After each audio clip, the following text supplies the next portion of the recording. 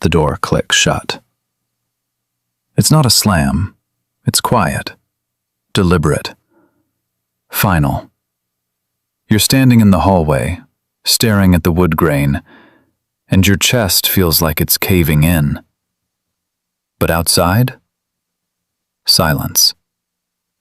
Just the sound of their car starting up, driving away, and disappearing into the night. And then the thoughts start, loud, relentless. Did I push them too hard? Was I too much? If they really loved me, wouldn't they have fought to stay?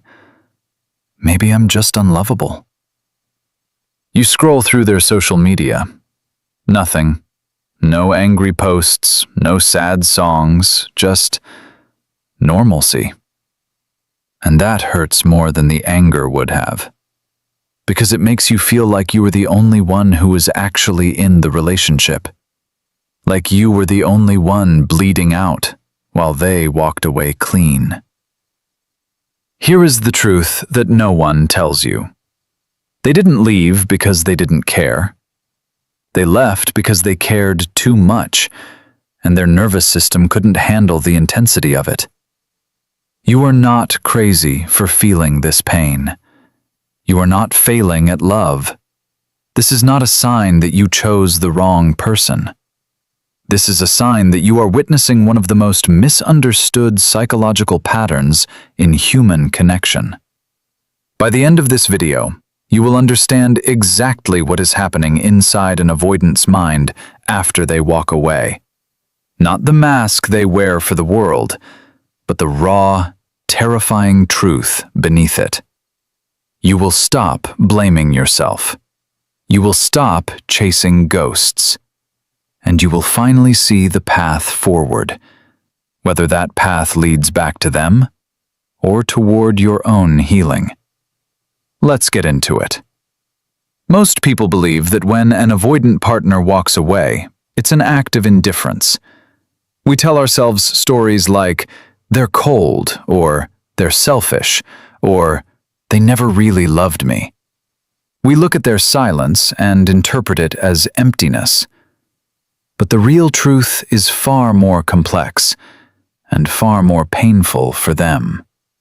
When an avoidant person walks away, it is rarely an exit from love. It is an emergency evacuation from overwhelm.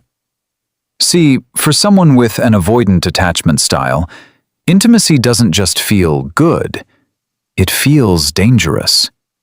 Not because they don't want connection, but because their nervous system has been wired to equate closeness with a loss of self. When the emotional demands of a relationship exceed their capacity to regulate, their brain triggers a shutdown protocol. It's not malice, it's survival. What looks like stonewalling is usually someone who has been so overwhelmed for so long that silence is the only protection they have left. Their heart isn't empty. It's in lockdown. And here is the part that breaks your heart. The moment they walk away, the relief they feel is immediate. But it is short-lived, because underneath that relief is a profound, echoing loneliness that they are terrified to face. They don't drift apart because they stopped caring. They drift apart because they lost the sense of safety required to stay. Understanding this changes everything. It means you stop seeing them as a villain who discarded you and start seeing them as a wounded person who ran out of tools. It doesn't excuse the hurt they caused, but it explains it. And explanation is the first step toward freedom. Here are the 5 truths about an avoidant's heart after they walk away. These aren't guesses. They are patterns rooted in attachment science. And knowing them will help you reclaim your power. First, the ghost gets perfect. Most couples assume that once an avoidant leaves, they move on quickly and forget the past. You see them posting happy photos, going out with friends, and you think, they've replaced me already. But here's the psychological reality. Avoidants often idealize their ex-partners after the distance is established. This is called the Phantom X phenomenon. When you were together, your needs felt like pressure. Your presence felt like a demand. But now that you are gone, the pressure is off. And without the pressure, their brain starts to edit the memory. They forget the arguments. They forget the suffocation. They only remember the safety, the laughter, the good times. Think about it. When you were together, if you asked, "Can we talk about us?" their nervous system spiked. They pulled away. But now, 3 weeks later, they're sitting alone and they think, "She was actually really funny. I miss how she used to make coffee for me." In the disconnecting version, you chase them, trying to prove you've changed. They feel pressured again and retreat further. In the connecting version, you stay silent. You let the distance do the work. Their brain begins to associate you with safety rather than demand. That's when the narrative shifts from "she was too much" to "I lost something rare." Second, freedom feels like love at first.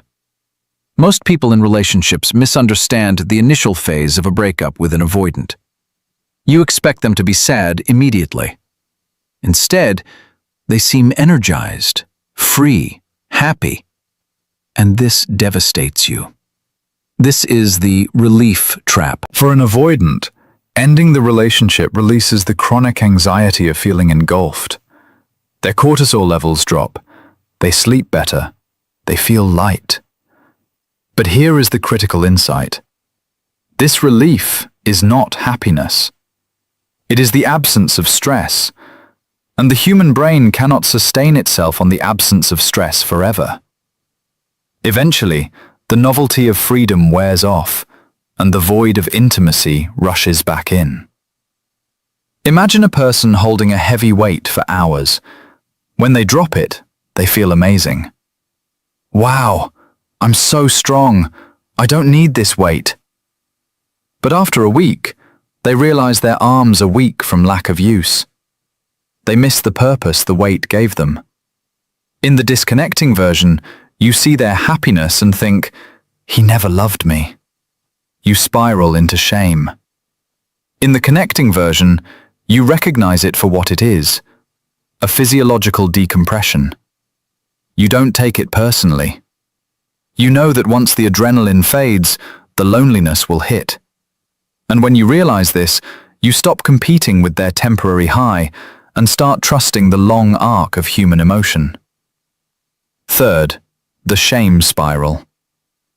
Here's the part no one talks about. We think avoidants are arrogant. We think they walk away with their heads high, untouched by guilt.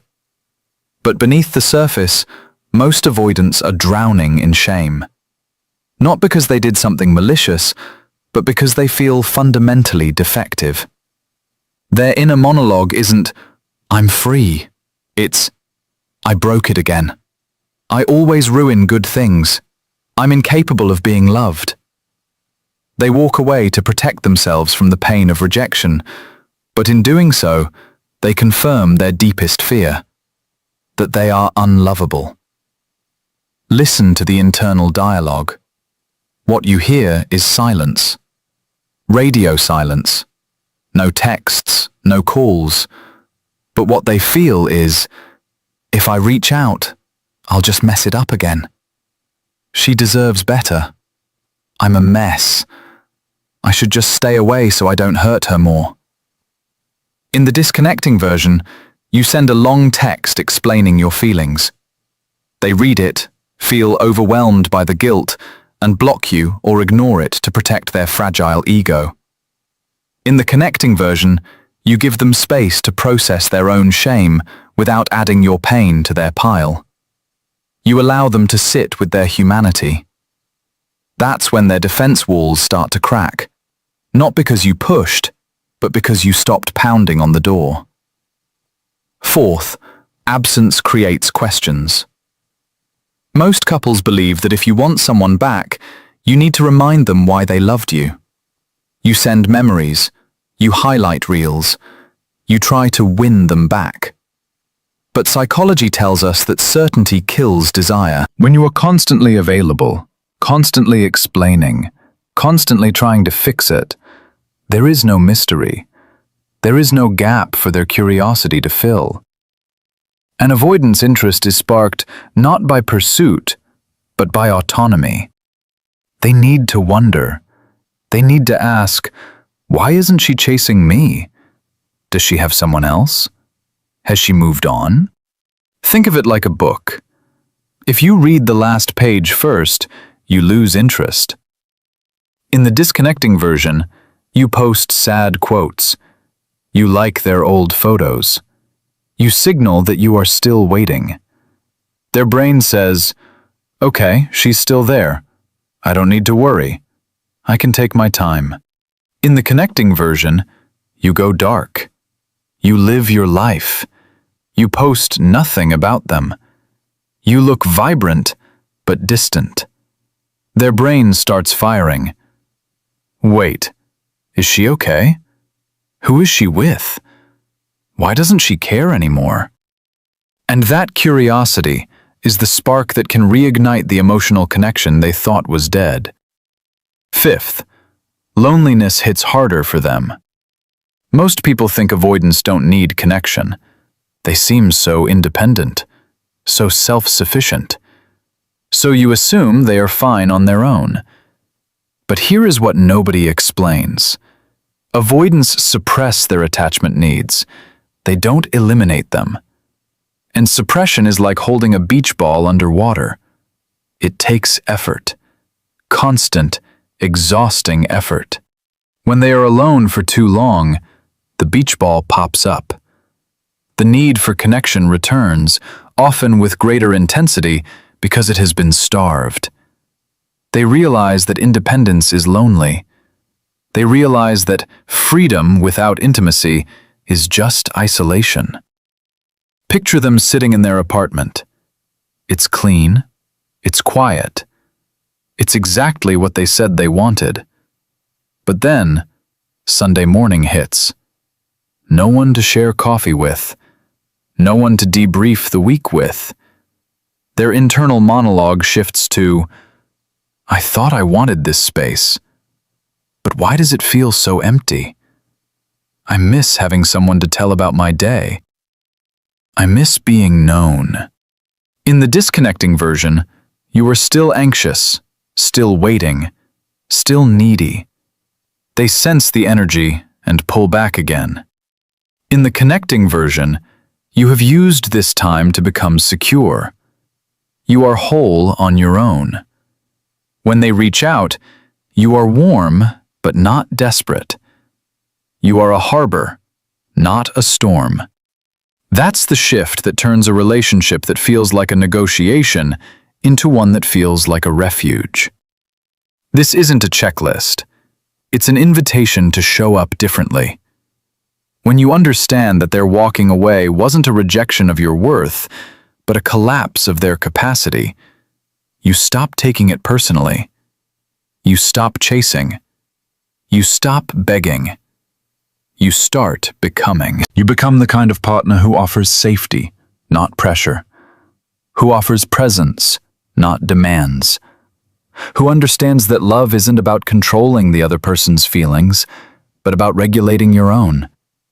Whether they come back or not, you win, because you are no longer defined by their avoidance. You are defined by your own security. Real intimacy doesn't start when you find the right person. It starts when you decide to become one. If this resonated with you, if you felt seen in these words, please hit that like button. It helps this message reach others who are hurting in silence. And subscribe if you want to continue this journey of building relationships that are not just lasting, but deeply alive. I'm rooting for you, truly. See you in the next one.